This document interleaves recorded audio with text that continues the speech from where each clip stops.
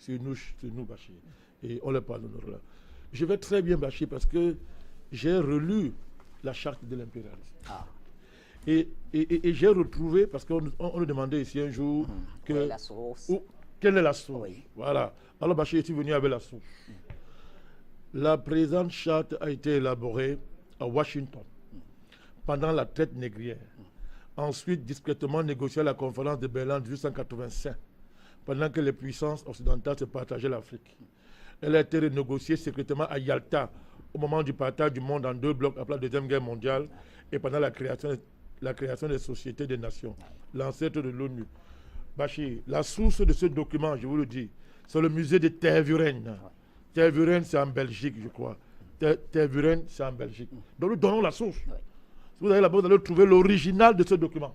Parce que quand on parle ici, on dit non, il n'y a pas de preuve. Voici la preuve. Donc on donne les sources de l'origine. Là, vraiment, regardez. Article 1, je vais si vous voulez rapidement. La devise de l'impérialisme, c'est gouverner le monde et contrôler les richesses de la planète. Notre politique est de diviser pour mieux régner, dominer, exploiter et piller pour remplir nos banques et faire d'elles les plus puissantes du monde. Article 2 de la charte. Aucun pays du tiers-monde ne constitue un État souverain et indépendant. Article 3. Tout pouvoir dans le tiers-monde émane de nous. Nous les exerçons par la pression sur les dirigeants qui ne sont que nos marionnettes. Aucun organe du tiers-monde ne peut s'en attribuer l'exercice. Tous les pays du tiers-monde sont divisibles et leurs frontières déplaçables selon notre volonté. Le respect de l'intégrité territoriale n'existe pas pour le tiers-monde. On va arrêter de Il y a combien d'articles à peu près? Non, c'est beaucoup. Je survole, appelez-vous. Tout pouvoir et gouvernement établi par nous est légal, légitime et démocratique. Article 6. Mais tout autre pouvoir ou gouvernement qui n'émane pas de nous est illégal, illégitime et dictatorial, quelle que soit sa forme et sa légitimité.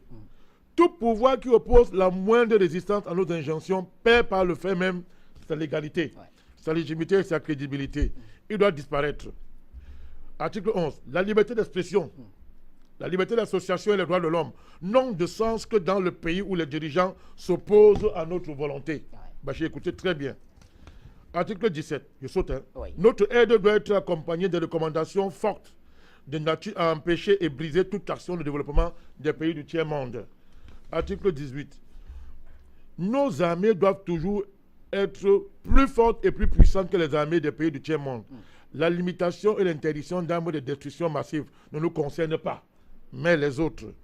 Nos armées doivent s'entraider et s'unir dans la guerre contre l'armée d'un pays faible pour afficher notre suprématie et se faire craindre par les pays du tiers-monde. Toute intervention militaire, Bachir, a pour objectif de protéger nos intérêts et ceux de nos valets. Toute opération d'évacuation de ressortissants des pays occidentaux cache notre mission réelle, celle de protéger nos intérêts et ceux de nos valets. Je termine par l'ONU. Écoutez bien, article 22. L'ONU est notre instrument. Nous devons l'utiliser contre nos ennemis et les pays du tiers-monde pour protéger nos intérêts. Article 23. Notre objectif est de déstabiliser et détruire les régimes qui nous sont hostiles et installer nos marionnettes sous la protection de nos militaires, sous la couverture des mandats des forces de l'ONU. M. Bachir, dites bien, les résolutions de l'ONU sont des tests qui nous donnent le droit et les moyens de frapper, de tuer et de détruire les pays dont les dirigeants et les peuples qui refusent de se soumettre à nos injonctions sous la couverture des résolutions du Conseil de sécurité de l'ONU. Mon cher Bachir, je termine par là. Notre devoir, article 25, est de maintenir l'Afrique et d'autres pays du monde dans le sous-développement.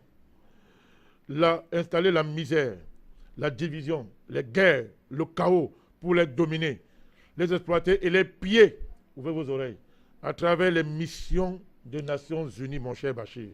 Et notre règle d'or, article 26, est la liquidation physique des leaders et dirigeants nationalistes du tiers-monde. Alors, Bachir, je ne continue pas. Ouais. Charte de l'impérialisme. Je vous dis, on en a demandé, il n'y a pas la source. Tervuren se trouve le musée royal de l'Afrique centrale. Tervuren est une commune néerlandophone de Belgique, située en région flamande, dans la province du Brabant flamand. Tervuren, oui. On donne les sources, on donne le lieu. Très bien. Voilà.